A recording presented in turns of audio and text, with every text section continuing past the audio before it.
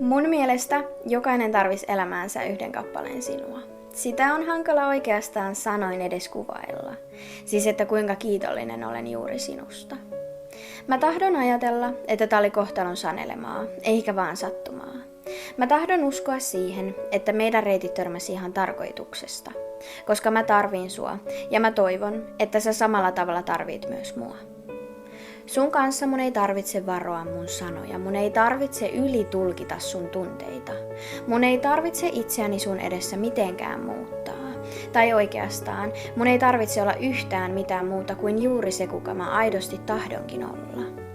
Ja jos mun mieli on maassa, taivaalla synkkiä pilviä ja sateista, melkein jopa ukkosta, niin mä tiedän juuri sen, kuka saa auringon mun kasvoille takaisin palaamaan. Mä tiedän, kenelle voin mun kaikki salaisuudet kertoa ja kuka aina ajattelee vain ja ainoastaan mun parasta. Joku, joka sanoo suoraan mulle myös ne vaikeimmatkin asiat. Ja mä tiedän sen, että et ole lähdössä mihinkään pois mun luota. Musta tuntuu siltä, että niin kauan kuin sä oot mun rinnalla, mun ei ikinä tarvitse pelätä huomista.